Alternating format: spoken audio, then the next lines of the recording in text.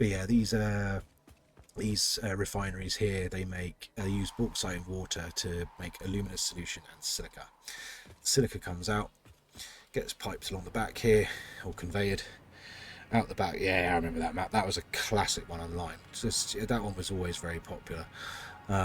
Silica comes out and then joins up with the silica that's going along there. Oh, getting me right in the member berries today, Fredo. The aluminous solution comes out. There's excess water that is made from some of these because they don't. Is there excess water? Is that alumina going out? Didn't think it was. I thought that was water. Yeah, it is. So that water's coming out of here. Oh no, that's water going in. What am I on about? The alumina's coming out the other side and then getting piped into these storages. That's it. That's right. It comes out. It's under this walkway. Goes into there. And then these refineries take alumina solution and coal and make aluminium scraps. That's aluminium and water as a byproduct. And then that water, I think, I then cycle back around.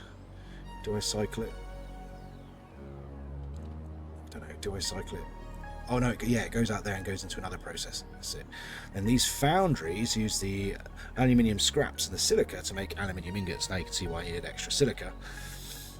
And they produce the aluminium ingots, which are then used. I've got a buffer here, and they go off and get used in the rest of my facility. I've got an upper channel that goes to the next room but one, and this lower channel that comes in here. This channel comes in here, and they get turned into aluminium casings because they are just needed for things. Again, this is one of my later building designs, so I've actually got windows in the ceilings to let light in, otherwise it gets just so dark. And then these ones that came across the top, they come into an extra buffer here, so I've always got things buffered because I always like to make sure I've got enough going for when I need it. As you can see, everything's paused at the moment, but copper and aluminium then gets used to make the alclad aluminium sheet. So it's a certain clad level. I wonder if it's O condition or if it's T4 or T3. Anyway, metal knowledge for any of you metal nerds out there. And then those sheets are all being stored in here. I don't have anywhere to use them just yet, I don't think. I just come in here and grab some every now and again when I need them. I've got many, only got 20, so let's just take some of those with me while I'm here. And then out here, we've then got the next building. I could have gone through the back here. We've just come out of here. Next building here, which is where I brought the copper up, so I needed to make the copper ingots, which then go into there and go in with the aluminium. And then down here, oh, this is one of my newer bits as well, actually. What's happening? Oh, is this why I'm bringing the sulfuric acid up? Is this the sulfuric acid? I think so. No, that's water. Sulfuric acid being made somewhere, because in here, let's go to the top. Because I've got aluminium casings coming out from the casing supply down there. Oh, that's it, the blenders. So in here I've got the blenders, which are mixing sulfuric acid, alumina solution and aluminium casing to make batteries and a byproduct of water. And this one is making fused modular frames. That's why I had the modular frames on the drones earlier. So the drone's bringing over those modular frames. Got the aluminium casing and nitrogen gas, which I'm also piping in from over there. We can have a look at that in a minute too. So this facility in here, coupled with this extra refinery here, which is making sulfuric acid on the fly. Oh, that's it. The sulfuric acid back at home is being used in urania. That's the one. But this sulfuric acid is being used in here to help with the blenders. These items all converge to go into these blenders, and it makes those other products that I mentioned, aforementioned. Again, another one of those gasopod things. Oh, that's Subnautica, one of those gas rocks. And out here I've got two more buffers, which is got sulfur and industrial frames, which are coming in from the drone pad. This is where the drone comes and drops off its stuff. Also, because we make the batteries up here, these batteries then go in as fuel for the drones.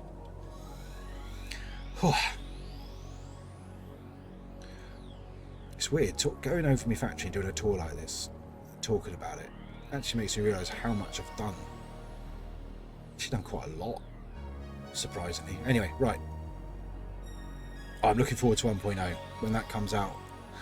I don't know if I'll stream all of it because it can be quite yawn-inducing for a stream, but I'll definitely stream it a bit as things are going. Like, I'll keep playing it offline, and then I'll do a stream like once every now and again to show updates and what's happened, what I've progressed on.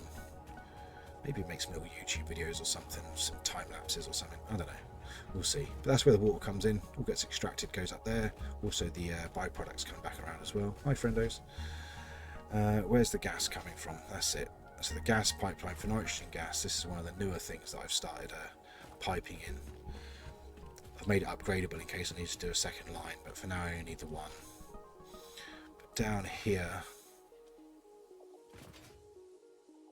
we have the gas extraction. Go away.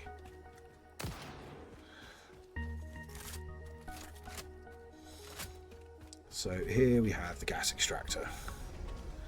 This is effectively smashing the ground to make gas come out of it, and then these little extractors, wash. These will pull out nitrogen gas, which then goes into my system and collects. I have got a second gas point here, which I haven't used yet, but that's there ready to go if need be. I think, oh yeah, other than uranium, I think that's more or less it. Let's God, I should double tap C to crouch directly to the ground. That would be a lot better. Let's scooch back over here and we'll pop down to uranium. Hypertube it. Oh, crap. What am I doing? I've got a jetpack. Oh, a jetpack. Should I say the hover pack?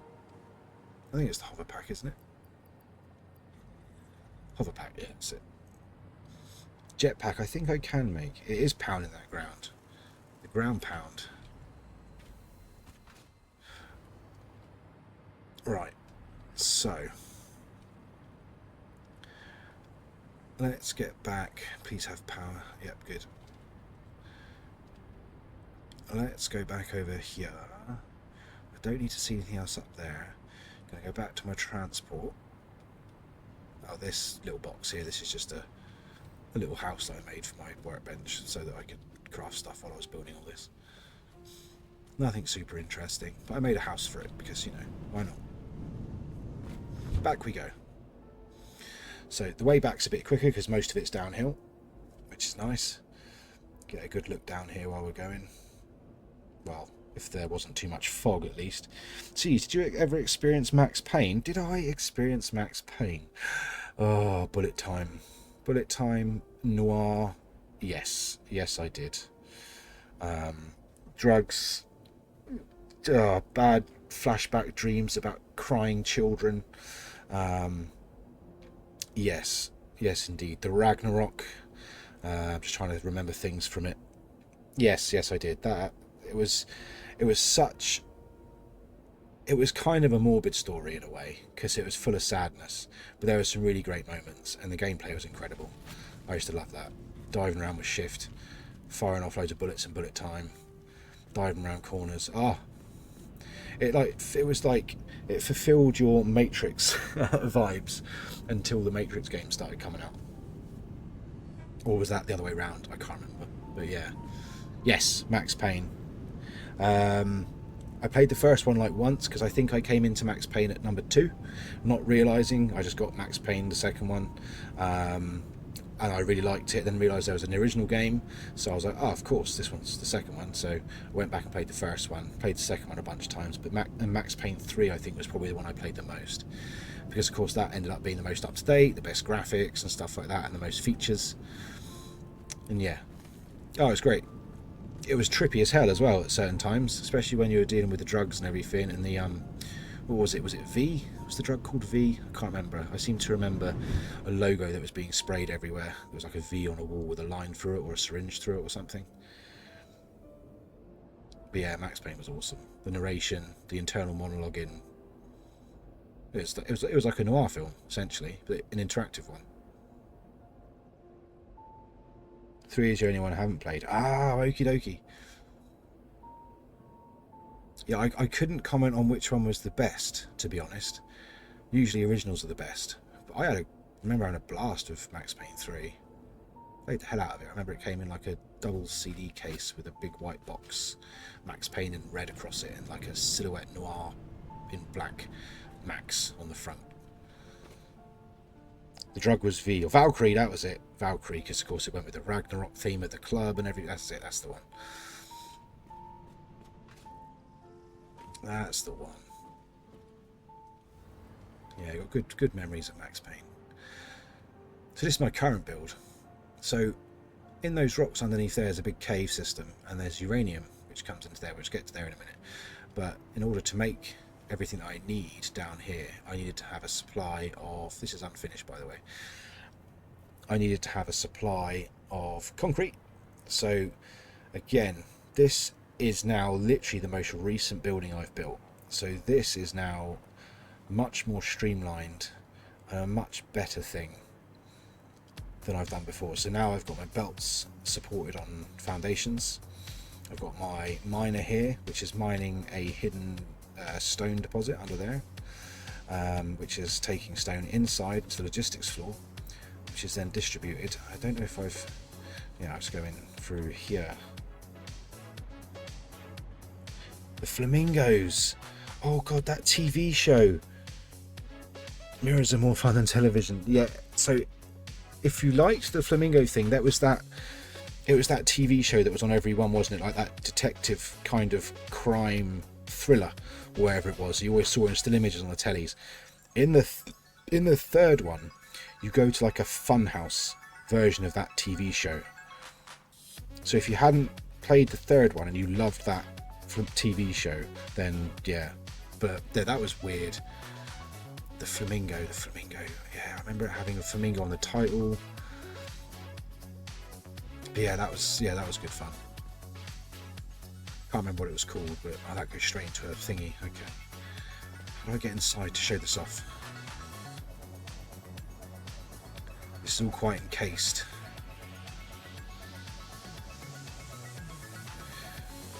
Wasn't there times where the TV show sometimes synchronized? I swear the TV show synchronized what Max was going through at the same time, or whether he was high at the time or something, or hallucinating or tripping. Yeah, the funhouse in the second game too was swinging tunnels. Oh yeah. Was it in the second one? Okay, cool. There we go. Maybe it wasn't in the third one. Maybe it was in the second one. That's probably just me remembering it wrong. So yeah, anyway, this logistics floor down here, it goes underneath here and there's holes underneath there, and it distributes up into here, and then it goes down. Oh, sorry, it comes up here, stones go into here, concrete comes out, oh shoot that, and then it comes out down the sides, basically. This is what more of my building will look like in the future, in my 1.0 playthrough. Be much more neater, much more compact. The logistics will be hidden, that kind of thing. I kind of showed off the logistics there by putting the glass floor in. Chasing Mona. I was trying to remember her name. I kept thinking Ada though. I kept thinking Ada from Resident Evil, Leon Kennedy, Ada Wong. Mona, that was it. And I remember thinking at the time when I was playing Max Payne, I think Mona was like the most beautiful woman that ever existed. I think when you were playing the game, you just didn't want to think about anyone else. You're like, no, Mona. God, Mona. It's Mona. We must get Mona. I remember tall, leggy, dark hair, straight, if I remember rightly. Straight hair, I mean. Yeah, this is unfinished right now, so I'm stockpiling the concrete, stockpiling the electromagnetic rods, and then this is the next new build that I'm currently doing. As you can see, I've got the inputs ready to go, I've got the logistics floor in place. Mona was too hot to make itself, yeah, I know, right? She was just the bomb. She was the bomb.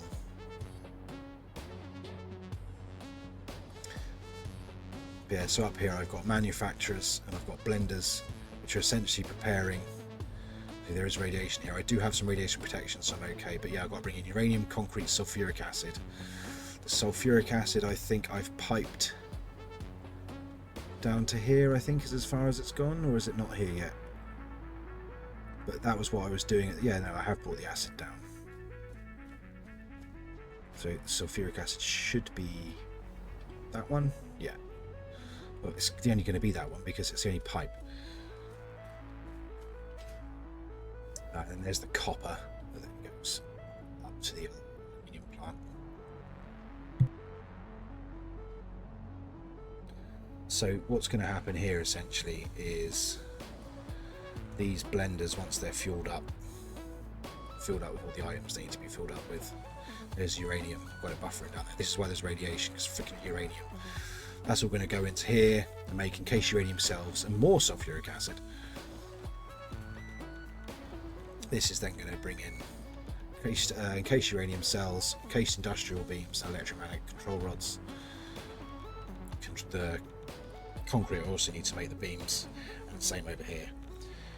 And then that will basically make the fuel, which will then be used and transported along this area here to my new nuclear power plants. And this is what I'm currently in the process of building. I don't know if I'll get this finished by the time 1.0 comes out, but now I've played this today, I feel like I probably will play it at some point, like tonight or tomorrow. But yeah, these they'll come along here. This whole area will end up being radioactive. But yeah, this input, it will take in the fuel, and it also comes out with waste. And the problem is, it's nuclear waste. You can't get rid of it. You can't put it in the sink, so you have to just store it somewhere. But yeah, essentially, I tried to. The idea behind the design of this was that it was over a bottomless pit. So if anything went wrong with these nuclear power plants, the theme is that you could pull a lever, and these girders would all detach, and the whole thing would just fall down the hole, and you could just get rid of it if it went nuclear or something. Went nuclear if it went meltdown or something. And then you could pour concrete over the top of it. Yeah, the fuel rod's going to go in there, the water's going to go in there, and the waste is going to come out here and then go this way. So the fuel's going to come in, go around the back and come into here. The waste is going to come out here and go into here. And then I had an idea of making loads of storages in this underground cave, and that would be where I stored all the nuclear waste, just to make it a bit more thematic. But yeah, that's my factory tour.